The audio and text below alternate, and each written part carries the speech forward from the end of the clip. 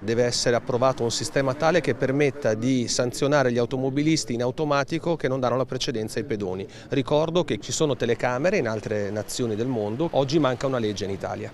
Uno dei punti più critici, le strisce pedonali.